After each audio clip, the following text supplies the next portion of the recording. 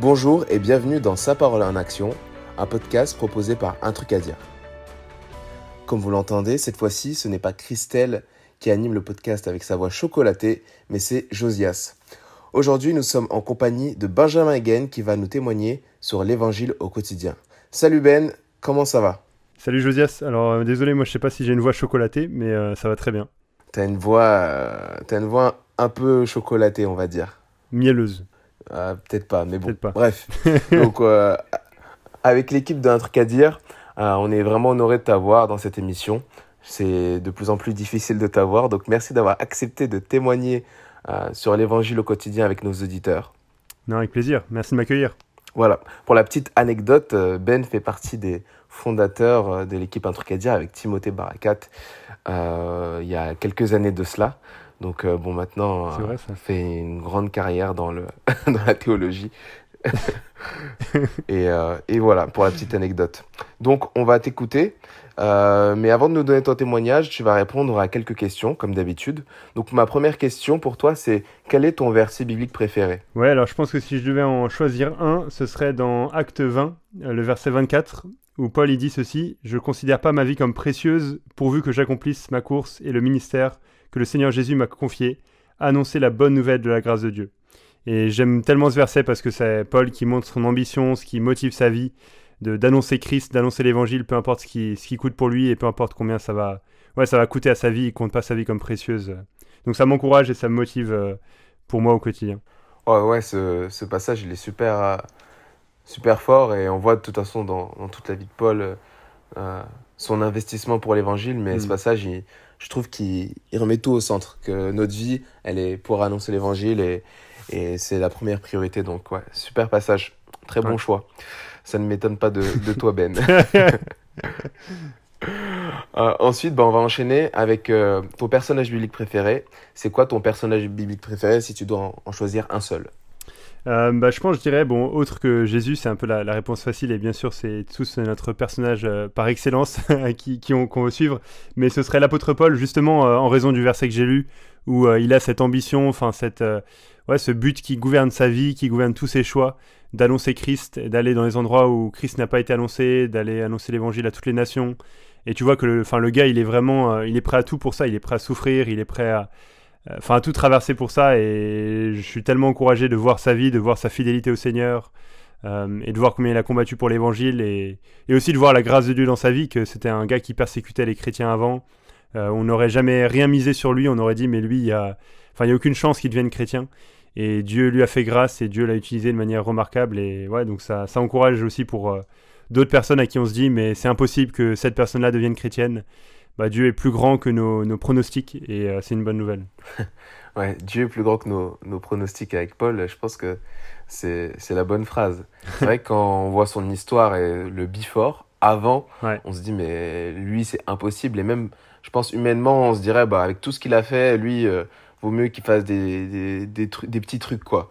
Et en fait Dieu il a pas vu ça, et il a vu quelque chose de grand pour lui. On voit son investissement, son zèle pour l'évangile une fois qu'il est touché par la grâce du Seigneur, et c'est vraiment son témoignage, je pense que par excellence il est extraordinaire, et c'est vraiment un personnage biblique très très très motivant, et il a écrit beaucoup de lettres qui nous permettent d'être édifiés et enseignés. Ouais, exactement. Très bon choix encore, Ben, tu commences bien ce podcast. 2 sur 3. Donc 2 sur 2. 2 sur 2 pour l'instant, on va voir le 3. Donc quel est ton cantique préféré ? J'ai déjà peur de la réponse. Je pense savoir la réponse, mais vas-y, je te laisse répondre. Quel est ton cantique préféré ? Ça, c'est la question à pas me poser. Si vous me rencontrez et que vous voulez parler avec moi juste 2 minutes, me lancez pas sur les cantiques. Me demandez pas quel est mon cantique préféré, parce que c'est tellement dur à choisir, quoi. Je pense que si je devais répondre, je dirais juste tout le recueil des cantiques Ailes de la foi. Vous savez, les vieux cantiques où les gens roulaient les airs, etc. Je trouve ces chants vraiment, vraiment super beaux. Pas la mélodie, oui, la mélodie est vieille aujourd'hui, c'est pas très beau de rouler les airs, etc. Mais si on s'intéresse aux paroles, en fait, c'est tellement profond et tellement basé sur la Bible. Et des fois, c'est presque, tu chantes juste la Bible, en fait, et je trouve ça tellement beau. Et si dans tout ça, je devais en choisir un, là, si tu mets le couteau sous la gorge pour que j'en choisisse un, je pense que ce serait, ça change un peu tous les jours, mais aujourd'hui, on va dire que ce serait Rédempteur adorable. un cantique magnifique qui parle de ce que Christ a fait à la croix, et aussi un peu lié à ce dont je vais témoigner dans un instant, mais parce que ça montre la grandeur de ce que Christ a fait à la croix, et comment quand on considère ce que Jésus a fait à la croix, en fait on est appelé à se consacrer en entier. Et la dernière strophe justement va dans ce sens-là, elle dit « Ton amour me réclame, me voici cher sauveur, prends mon corps et mon âme pour prix de ta douleur ». Donc en gros, face à tout ce que tu as fait pour moi, tu es mort pour moi, donc je veux vivre pour toi. Et donc c'est un cantique qui me marque beaucoup et que je chante toujours avec beaucoup pas d'émotion forcément, mais je veux dire de sentiments, j'ai envie d'être conscient de ce que Christ a fait à la croix et vivre à la lumière de ça. Ouais. Bah souvent Si tu voulais un chant après les années, après le XXe siècle, tu me dis, mais voilà. Non, ta réponse me va très bien. Bon, c'est vrai que parfois on se chambre un peu sur ça, mais blague à part, c'est vraiment important de se concentrer sur les paroles. Et c'est vrai que au XXIe siècle, on a plus tendance à se concentrer sur les mélodies, sur les émotions qu'on ressent quand on chante un chant. Mais c'est vrai que dans la louange, je pense que la première chose qui est importante, c'est les paroles, qu'elles soient conformes à l'évangile et qu'elles soient édifiantes par rapport à l'évangile, quoi. Donc, les ailes de la foi, même si c'est un peu ancien, effectivement, c'est vraiment centré sur l'évangile et c'est un super recueil de chants. Donc, on va valider quand même cette troisième question. Tu as fait un choix très, très bien. Et peut-être pour ajouter sur les ailes de la foi des temps modernes, juste petite coup de pub au passage, les ailes de la foi des temps modernes, c'est le groupe Écriture Musique. Ou si je devais choisir du 21e siècle, je dirais c'est probablement ces chants-là qui sont vraiment magnifiques. Et voilà, vous pouvez chercher ça sur Instagram. Je suis pas payé pour ça. Effectivement, Écriture Musique fait vraiment des trucs super bien. D'ailleurs, c'est toi qui m'avais conseillé d'écouter. Donc, j'ai des doutes que tu ne touches rien pour ça, vu que tu en parles très souvent. Mais allez écouter, c'est vraiment bien. Ok, bah merci yes. Ben. Là, on te connaît quand même un peu mieux. Tu as commencé avec un sans faute au niveau des questions. Donc, on va t'écouter pour ton témoignage. Je te laisse parler maintenant. À toi la parole. Yes. Alors, je voulais juste témoigner par rapport à un épisode de ma vie qui s'est passé... en fait, c'est pas un épisode de juste quelques semaines, mais vraiment une période de ma vie, au début de ma vie chrétienne, qui a eu vraiment encore beaucoup d'impact aujourd'hui et qui continue à avoir de l'impact aujourd'hui. Juste pour remettre un peu dans le contexte, j'ai grandi dans une famille chrétienne. Je suis devenu chrétien quand j'avais 17 ans de manière assez radicale, dans le sens où avant je rejetais vraiment l'évangile, je voulais rien savoir de l'évangile, je voulais juste vivre ma vie comme je le voulais, être heureux, aller en soirée, faire la fête, et c'était ça qui me motivait, et attendre d'avoir 18 ans pour pouvoir prendre ma liberté et mon indépendance. Mais quand j'avais 17 ans, Dieu dans sa grâce m'a sauvé, il m'a permis de comprendre l'évangile pour la toute première fois, et donc de me repentir de mes péchés, de me mettre à suivre Jésus. Et du coup après je terminais la première et je terminais la première, j'étais juste pas du tout chrétien, et il y a eu l'été, je me suis converti l'été en 2012, et ensuite je rentrais en terminale et là j'étais chrétien, j'étais vraiment transformé, j'étais né de nouveau, je voulais suivre Jésus, j'étais pas parfait, mais j'avais encore des luttes et j'ai encore des luttes aujourd'hui, mais je voulais vivre pour le Seigneur. Et du coup c'était un grand changement pour mes amis de me voir comme ça, et je me souviens que dans toute cette année-là, j'ai eu plein d'occasions du coup de parler de la foi, parce que c'était un peu un choc pour mes amis de me voir comme ça. J'ai eu vraiment plein d'occasions de parler de la foi, en particulier avec un ami dont j'étais très proche, et on a parlé de plein de choses concernant Dieu, l'existence de Dieu, la Bible, la fiabilité de la Bible, les questions de science, de Bible, de tout ça, et vraiment plein de choses par rapport à la foi, on pourrait dire. Mais à la fin de l'année, en fait, à la fin de cette année, je me suis fait la réflexion, mais au final c'est dommage, mais en fait on a très peu parlé de l'évangile lui-même. On a très peu parlé du message du salut, qu'en fait cet ami avec qui j'ai passé l'année et avec qui j'ai parlé plein de fois de la foi, en fait son plus grand problème c'est qu'il est coupable devant Dieu à cause de ses péchés, et qu'il fait face à un jugement éternel en raison de ça, et que à part s'il croit en Jésus pour être mis au bénéfice de ce que Jésus a fait sur la croix, il n'a aucun moyen d'être sauvé par lui-même, parce qu'il mérite une condamnation, un jugement. Et en fait, de réaliser ça, je ne sais plus comment j'ai réalisé ça, ou est-ce que c'est au travers des enseignements dans mon église, ou je ne sais plus quoi. Mais j'en suis venu à réaliser ça, je me suis dit, mais c'est vraiment dommage, en fait, limite, entre guillemets, j'ai perdu mon temps, parce que c'est pas que c'est inutile de parler d'autres choses, de parler de l'existence de Dieu, de faire des débats avec nos amis, etc., c'est bien. Mais si ça nous amène pas à parler du message du salut, je me suis dit, en fait, c'est vraiment dommage, et je passe à côté de l'essentiel, quoi. Et du coup, cet été-là, je me suis dit, donc c'était un an après ma conversion, Mais est-ce qu'au moins je sais ce qu'est l'évangile? Est-ce que je pourrais définir l'évangile, présenter l'évangile à un ami, lui parler, voilà, lui dire voilà ce qu'est l'évangile, voilà les points essentiels à savoir par rapport à la bonne nouvelle de ce que Christ a fait à la croix. Et en fait, du coup, je me suis mis à lire la Bible pour rechercher ça, à voir des versets un peu clés comme Jean 3,16, comme Romains 3, des passages comme ça, Éphésiens 2, et vraiment noter, mais voilà, c'est quoi les éléments essentiels qu'on a besoin pour présenter l'évangile. Je me souviens que j'ai fait des schémas, c'était vraiment des feuilles de papier. Je pense que j'ai encore ça chez moi, chez mes parents, pour essayer de voir, voilà, d'abord il faut parler de Dieu qui nous a créés, ensuite qu'on est pécheurs, ensuite que Christ est mort sur la croix, etc. Et du coup, après, j'ai été voir cet ami pour lui parler en tremblant, mais essayer de lui parler du message du salut. Et après ça, j'ai été beaucoup plus conscient quand je parlais avec des amis non chrétiens que je voulais amener la discussion à se porter vers le message du salut, vers la croix, vers leur besoin de pardon. Mais du coup, mon témoignage, c'est plus pour montrer l'effet que ça a eu en fait dans ma vie, parce que j'ai remarqué que peu après ça, dans les mois après ça, j'avais l'impression que j'avais plus de joie, plus de zèle, plus de facilité à vivre pour Dieu, plus de facilité à annoncer l'évangile. Et en fait, je voyais même que plus je passais du temps à méditer l'évangile, et donc quand je parle de l'évangile, je parle de ce que Christ a fait sur la croix, plus j'étais motivé à vivre pour lui. Et j'avais l'impression d'avoir trouvé un secret pour vivre la vie chrétienne plus facilement. Je me suis dit, mais en fait, il suffit de penser à ce que Christ a fait à la croix. Il suffit de penser à la bonne nouvelle que Dieu nous a sauvés par pure grâce alors qu'on ne le méritait pas. Et on va être motivé à vivre pour lui. Et après, je me suis mis à lire la Bible plus et à étudier plus. Et j'ai vu qu'en fait, c'était pas du tout un secret. Et que c'était simplement la manière dont la vie chrétienne était vécue. Et ça a été vraiment un changement dans ma pensée. Qui, là, s'est pas fait sur quelques semaines, mais vraiment sur, je dirais, 1 ou 2 ans, un truc comme ça. Où avant, je voyais l'évangile comme quelque chose de... l'évangile, c'était pour les non-chrétiens. Quand quelqu'un parlait de l'évangile, c'était qu'il y avait un non-chrétien dans la salle. Si on parle de l'évangile au culte ou dans une réunion, c'est qu'il y a un non-chrétien qui est entré et qui doit entendre le message du salut. Et en fait, ce que j'en suis venu à réaliser, c'est que la Bible présente l'évangile comme le centre, le cœur de la vie chrétienne. Oui, on commence la vie chrétienne en croyant en Jésus, en plaçant sa foi en lui. On commence la vie chrétienne par l'évangile, mais ensuite on continue aussi par l'évangile. C'est ça qui va nous motiver à continuer à vivre pour Dieu, c'est ça qui va nous motiver à continuer à lutter contre le péché, à vouloir parler de Jésus autour de nous, à faire plein de choses. En fait, c'est l'évangile qui est vraiment le centre de la vie chrétienne et plus je lisais la Bible et plus je voyais ça en fait. Je disais au début, je pensais avoir trouvé un secret, mais je me suis rendu compte, non, en fait, c'est juste la manière dont les choses sont faites. Et si on regarde la Bible, dans plein de livres de la Bible, dans plein de livres que Paul il écrit par exemple, il y a vraiment ce schéma-là où il commence par montrer des vérités. Voilà ce que Dieu a fait pour vous en Jésus, voilà comment Dieu vous a sauvé. Et ensuite il dit, mais voilà comment vous devez vivre à la lumière de ça. Et dans plein de lettres, c'est comme ça. Dans Éphésiens, par exemple, les premiers chapitres, c'est « Voilà ce que Dieu a fait pour vous en Jésus ». Et ensuite, voilà comment vous devez vivre à la lumière de ça. Ou dans Romains, par exemple, il fait la même chose. Les chapitres 1 à 11, il décrit l'évangile. Et les chapitres 12 et suivants, comment vous devez vivre à la lumière de ça. Et donc ça a eu vraiment plein d'impact dans ma vie.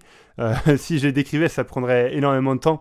Mais vraiment, dans ma lutte contre le péché, dans ma joie, de me rendre compte que, en fait, quand je suis en train de lutter avec le découragement, quand je suis en train de lutter avec le fait de me sentir indigne ou avec mes luttes, avec mes manquements, en fait, je reviens à l'évangile. Je me rappelle, mais Dieu m'a pas sauvé parce que je méritais quelque chose, mais Dieu m'a sauvé alors même que je le méritais pas.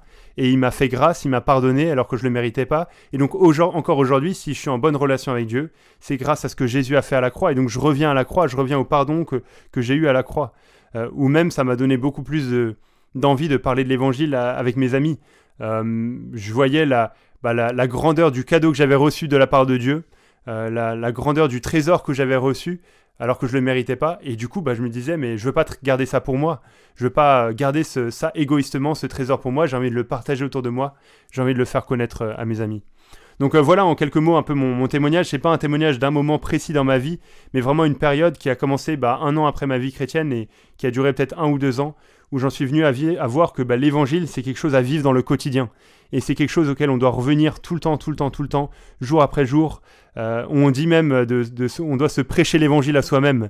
Dans le sens, on doit s'annoncer l'évangile à soi-même, se rappeler ça, parce que on a des mémoires qui oublient, on a des mémoires qui pensent vivre par nous-mêmes, sans réaliser qu'on a besoin de l'évangile et qu'on a besoin de se rappeler de la croix jour après jour. Ok, merci beaucoup Ben pour ton témoignage.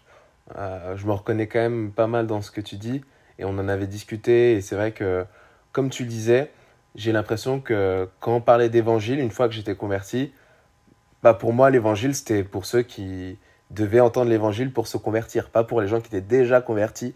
Et j'ai mis du temps avant de comprendre ça. Et effectivement, quelle joie de se rappeler à nouveau la grâce de Dieu envers nous et le sacrifice de Jésus. Et c'est un encouragement au quotidien, en fait. Mais tu fais bien de témoigner sur ça parce que je pense que c'est quelque chose de super important de comprendre ça dans la vie chrétienne. Et justement, par rapport à ton témoignage, j'ai une question. De manière concrète, qu'est-ce que tu pouvais mettre dans ta vie avant l'évangile? Et même quand je dis dans ta vie, c'est dans ta foi chrétienne parce que je pense qu'il y a des choses qu'on peut mettre avant l'évangile alors que l'évangile, c'est quand même le fondement de notre foi. Et est-ce que tu as des exemples de choses que tu mettais avant l'évangile dans ta foi? Ouais, non, c'est une bonne question. Je pense que c'était plutôt sur le fait de voir la vie chrétienne. Ok, je dois vivre comme un chrétien et je dois faire telle ou telle chose parce que c'est ce que les chrétiens font. Par exemple, je dois lire ma Bible parce que c'est ce que les chrétiens font. Un chrétien lit sa Bible et donc moi je dois lire ma Bible. Un chrétien prie et donc je dois prier. Un chrétien partage l'évangile à ses amis et donc je dois partager l'évangile à mes amis. Mais quand j'en suis venu à voir la centralité de l'évangile, que l'évangile c'était quelque chose qui devait se vivre au quotidien, en fait je réalisais que c'était pas ça la source des motivations. C'était pas, en fait c'était un peu un légalisme que je mettais avant. Je devais faire les choses pour faire les choses. Mais quand on vient à comprendre que c'est l'évangile la motivation, on va pas parler de Jésus à nos amis parce que c'est ce que les chrétiens font, mais on va le faire parce qu'on est convaincu qu'on a une bonne nouvelle, un message qui peut les sauver, qui peut leur apporter la réconciliation avec Dieu pour l'éternité, parce que nous-mêmes on a été au bénéfice de ce trésor, de ce message, et donc on veut le faire connaître autour de nous. On va pas lire notre Bible par légalisme parce que c'est ce qu'il faut faire, mais on va lire la Bible parce qu'on veut mieux connaître le Dieu qui nous a sauvés et le Dieu qui nous a tout donné. Et donc ça change totalement les motivations. Donc c'est pas forcément une chose en particulier que je mettais avant l'évangile, et c'est pas que je reniais l'évangile, c'est pas que je disais voilà, l'évangile c'est pas pour moi. Je disais juste l'évangile c'était pour moi. J'ai déjà cru à l'évangile, maintenant on passe à autre chose. Mais en fait, il n'y a pas de niveau 2 dans la vie chrétienne. Il n'y a pas une nouvelle classe de chrétiens plus méritants. Non, en fait, ça commence avec la grâce de Dieu, ça continue avec la grâce de Dieu. Et ça m'a vraiment bouleversé ma vision des choses et ma vision de la vie chrétienne. Et du coup, ça m'a aussi amené à revoir mes priorités. Quand on prend le temps, un peu comme je citais Rédempteur adorable au début, quand on prend le temps de réaliser le sacrifice de Christ à la croix, on veut se donner tout entier nous-mêmes. Et on se dit, mais en fait, mon temps, mon énergie, mon argent, mais c'est tellement égoïste de le garder pour moi-même, de le garder pour ma réputation, pour mon honneur, pour mon bien-être. En fait, je peux le mettre au service de celui qui est mort pour moi, de celui qui m'a tout donné, et je peux vivre pour lui. Ouais, c'est tellement pertinent ce que tu dis. Surtout, là, j'ai retenu la phrase, il n'y a pas de niveau 2 dans la vie chrétienne. Voilà. Mais je trouve que c'est tellement pertinent. Parfois,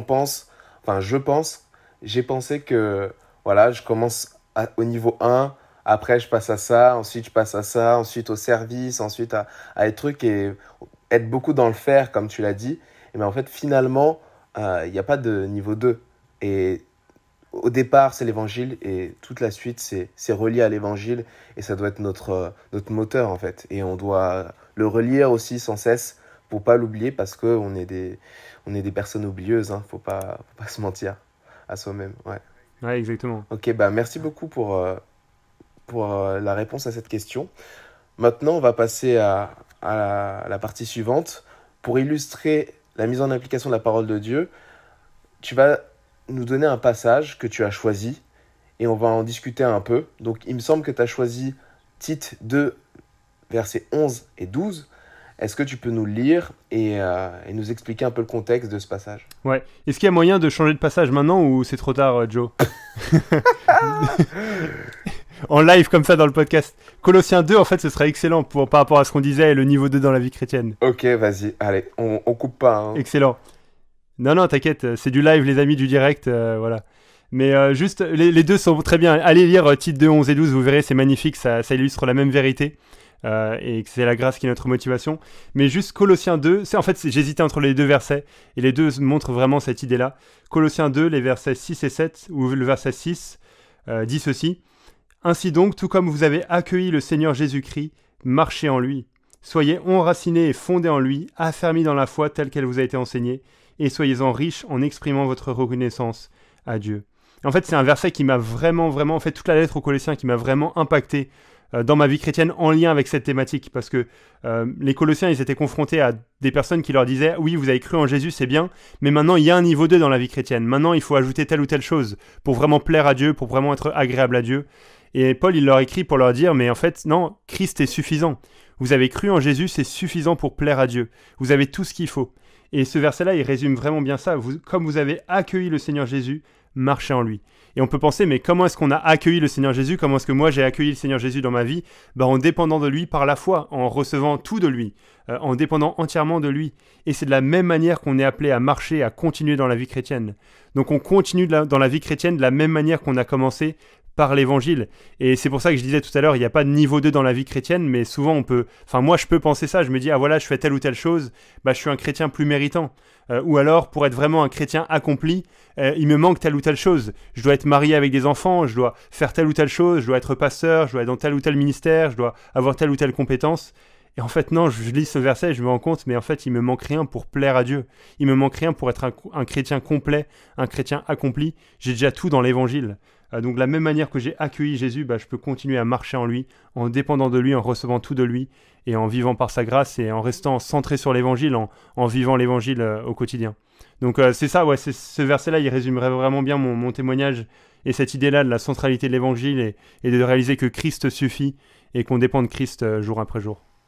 Ouais, à fond.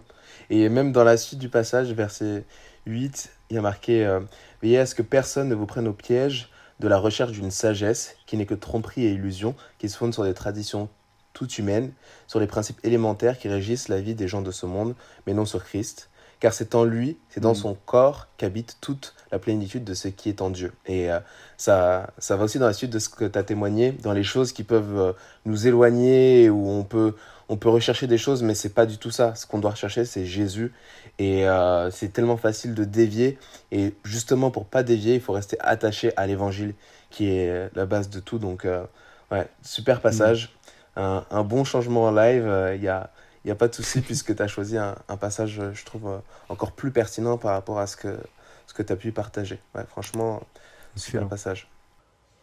Le podcast touche à sa fin. C'était un réel plaisir de t'avoir avec nous dans ce nouvel épisode de Sa parole en action. Merci encore pour ton témoignage et on espère que cela vous a plu à tous. Donc, comme il est coutume de faire avec un truc à dire, est-ce que tu as un truc à dire en plus? Ouais, j'aime trop le jeu de mots, quoi. Franchement, c'est excellent. Ça, c'est pas ce que je voulais dire, mais je voulais juste saluer le jeu de mots. Peut-être juste pour terminer, de dire... dans l'idée de tout ce qu'on a partagé ensemble, garder les yeux fixés sur Jésus. Ça paraît évident, ça paraît simple à dire, mais dans la pratique, on peut tellement oublier ça et chercher, comme tu le disais, Josias, tu lisais la suite des versets, chercher les choses ailleurs, chercher être complet avec d'autres choses, dans les choses de ce monde, ou même dans des choses chrétiennes, ou qui ont l'apparence de la foi, mais juste de rester fixé sur Jésus dans notre vie de tous les jours, de garder les yeux fixés sur lui, c'est de lui que tout vient, et c'est pour lui qu'on vit. Donc, toujours fixé sur Jésus. C'est sur ces belles paroles que nous allons nous quitter. Merci encore Ben, soyez bénis, à la prochaine, et surtout, on n'oublie pas de mettre sa parole en action. Ciao, ciao! Salut les amis!